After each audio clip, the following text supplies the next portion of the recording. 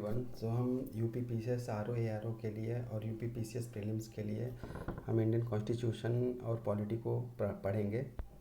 यहाँ पे हम स्टार्ट करेंगे हिस्टोरिकल बैकग्राउंड से। First question is constitutional development पे होगा कि इस अधिनियम के द्वारा अंग्रेज़ों ने अखिल भारतीय संघ प्रस्तावित किया था। इसका उत्तर होगा भारत सरकार अधिनियम 1935। भारत सरकार अधिनियम government of India act 1935। Okay, अभी हम इसको पढ़ भी लेते हैं। भारत सरकार अधिनियम 1935 में कुल 221 धाराएं तथा 10 अनुसूचियाँ थी। इस अधिनियम की मुख्य विशेषताएं निम्न हैं। केंद्र में द्वैत शासन की व्यवस्था की गई, मीन्स डायरकी की व्यवस्था की गई थी। एक अखिल भारतीय संघ की व्यवस्था जिसका निर्माण ब्रिटिश भारत के प्रांतों, चीफ कमिश्नर प्रांतों तथा देशी रियासतों से मिलकर बनना था, लेकिन लागू नहीं हो सकी क्योंकि देशी रियासतों का संघ में शामिल होना वैकल्पिक तथा अनिवार्य नहीं था। प्रांतों में द्वैत शासन को समाप्त कर प्रांतीय स्वायत्तता की व्यवस्था की गई, जो 1937 में लागू हुई। प्रांतीय विधानमंडलों का विस्तार किया गया। प्रांतों में 11 में से 6 विधानमंडलों में द्विशासनीय व्यवस्था की गई। केंद्रीय विधानमंडल के सदस्यों की संख्या में वृद्धि की गई। प्रश्नों में मताधिकार का विस्तार किया गया। सांप्रदायिक निर्वाचन को और बढ़ाकर इसे हरिजनों का विस्तृत किया गया। वर्मा को भारत से अलग कर दिया गया। एक संघीय न्यायालय 1937 में और एक रिजर्व बैंक ऑफ इंडिया की व्यवस्था की गई। शक्तियों का विभाजन 3 सूचियों में किया गया: संघ सूची, राज्य सूची और समवर्ती सूची। अवशिष्ट शक्तियाँ गवर्नर जनरल के पास थी। निम्न में से किस एक ने भारतीय संघवाद को सहकारी संघवाद कहा था? जी ऑस्टिन ने कहा था भारतीय संघवाद को सहकारी संघवाद। भारत सरकार अधिनियम 1919 आधारित था। यह था मॉन्टेगू-चेम्फोर्ड रिपोर्ट पर। भारत सरकार अधिनियम 1919 को मॉन्टेगू-चेम्फोर्ड रिपोर्ट के नाम से भी जानते हैं। मॉन्टेगू भारत के सचिव थे जबकि चेम्फोर्ड भारत के वायसराय थे। क्वेश्चन नंबर 4 है, संविधान सभा का प्रथम सत्र कब हुआ? तो इसका आंसर है 9 दिसंबर 1946। संविधान के निर्माण हेतु संविधान सभा की प्रथम बैठक 9 दिसंबर 1946 को नई दिल्ली स्थित काउंसिल चैम्बर के पुस्तकालय भवन में हुई। सभा के वरिष्ठतम सदस्य डॉक्टर सत्यानंद सिन्हा को सभा का अस्थायी सदस्य चुना गया था। ये क्वेश्चन इंपॉर्टेंट है, ये कभी कभी पूछ लेता है, अस्थायी सदस्य कौन थे? गवर्नर जनरल, क्वेश्चन नंबर 5 है, गवर्नर जनरल का पद पहली बार किस अधिनियम के अंतर्गत बनाया गया? तो इसका आंसर है ए 1773 का regulating act. We will discuss this also. 1773 के रेगुलेटिंग एक्ट के तहत बंगाल के गवर्नर जनरल को बंगाल का गवर्नर जनरल बना दिया गया था। इस एक्ट के तहत वॉरेन हास्टिंग बंगाल के पहले गवर्नर जनरल बने। दातव्य है कि 1833 के अधिनियम के तहत बंगाल के गवर्नर जनरल को भारत का गवर्नर जनरल बनाया गया। लॉर्ड विलियम बेंटिक भारत के प्रथम गवर्नर जनरल 1833 के एक्ट के तहत बने थे। किस अधिनियम के द्वारा कलकत्ता में सुप्रीम कोर्ट की स्थापना की गई? क्वेश्चन नंबर 6 है ये। ये रेगुलेटिंग एक्ट 1773। भारत सरकार में रेगुलेटिंग एक्ट 1773 द्वारा बंगाल में 1774 में एक सर्वोच्च न्यायालय की स्थापना की गई थी। क्वेश्चन नंबर 7 है, मॉर्ले मॉन्टी रिफॉर्म 1909 का प्रमुख प्रावधान कौन नहीं है? इसका है डी नहीं है, और ये तीनों जो हैं ए बी सी हैं। विधान परिषदों के आकार में वृद्धि किया गया। केंद्रीय विधान परिषदों में सरकारी बहुमत, सांप्रदायिक और पृथक निर्वाचन पद्धति। We will discuss this also. Morley Minto सुधार 1909 के अंतर्गत केंद्रीय विधान परिषद में निर्वाचन सदस्यों को स्थान प्राप्त था, जिनकी संख्या बढ़ाकर 16 से 60 कर दी गई थी। क्वेश्चन नंबर 8, निम्नलिखित में से कौन से अधिनियम ने ब्रिटेन में एक ऐसे नियंत्रण बोर्ड की स्थापना का प्रावधान किया जिसके माध्यम से ब्रिटिश सरकार भारत में ईस्ट इंडिया कंपनी के दीवानी, सैनिक और राजस्व संबंधी सभी मामलों पर पूरी तरह से नियंत्रण रख सके? तो इसका आंसर होगा बी 1784 का Pitt's India act. Will discuss this.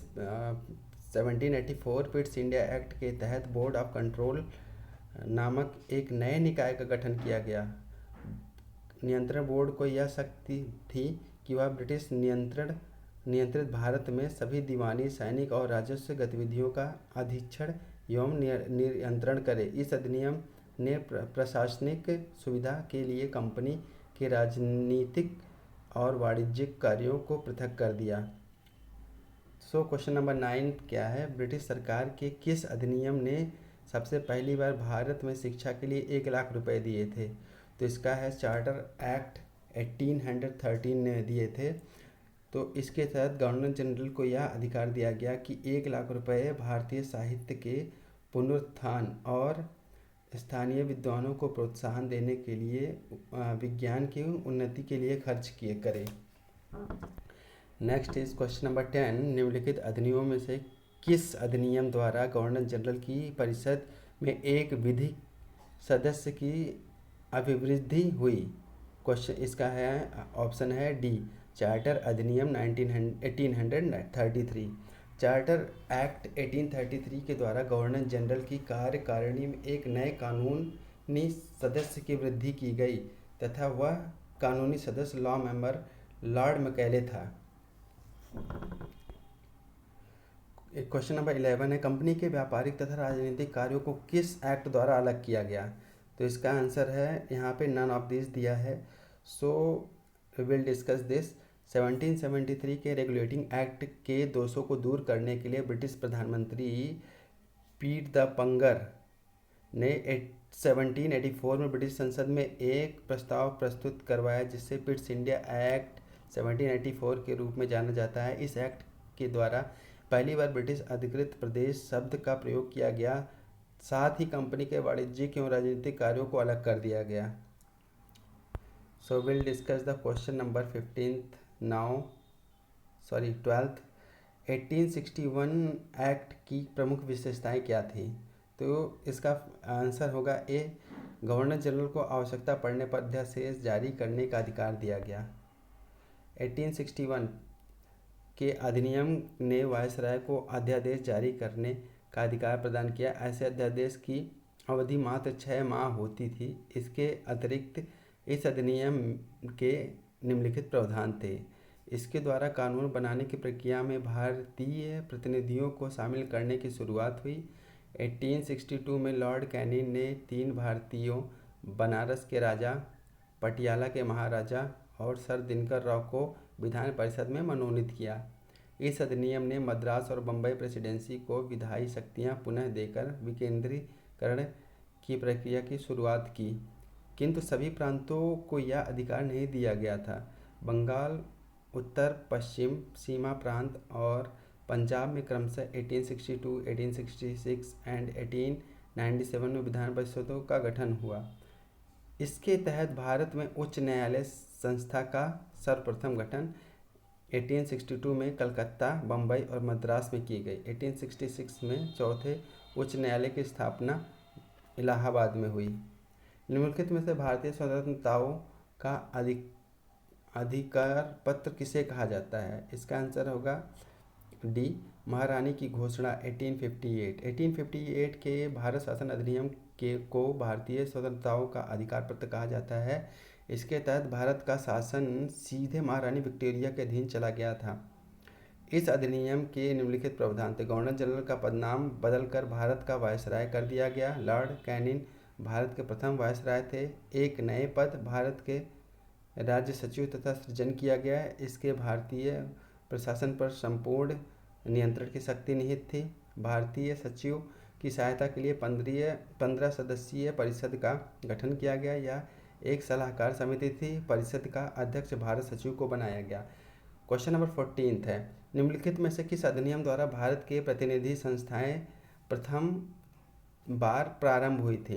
तो इसका आंसर है C, Indian council act 1861। Indian council act 1861 से ही संविधानिक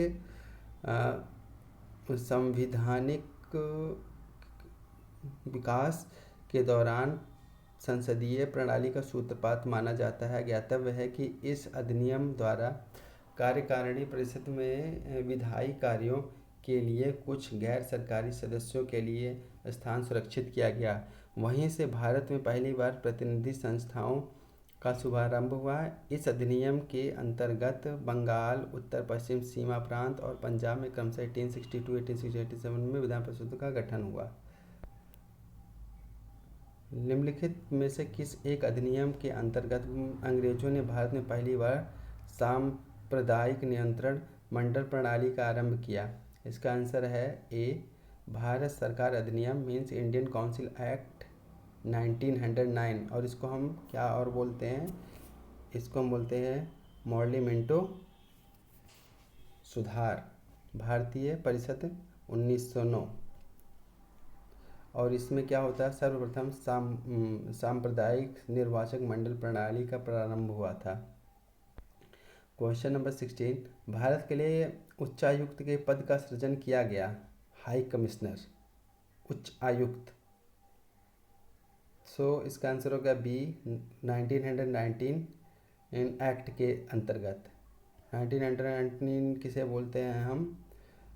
मॉन्टेगू चेम्सफोर्ड रिफॉर्म। 1919 के अधिनियम द्वारा लंदन में भारत के उच्चायुक्त के कार्यालय का सृजन किया गया और अब तक भारत सचिव द्वारा किए गए जा रहे कुछ कार्यों को उच्चायुक्त को स्थानांतरित कर दिया गया। इस अधिनियम के निम्नलिखित प्रावधान थे।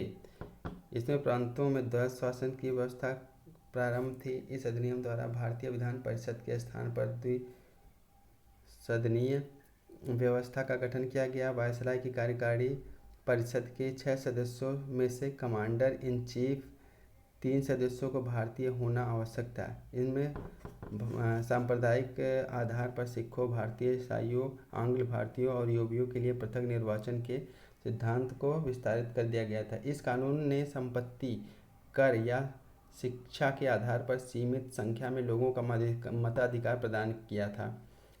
इसके तहत 1926 में सिविल सेवकों की भर्ती के लिए केंद्रीय लोक सेवा आयोग का गठन किया गया।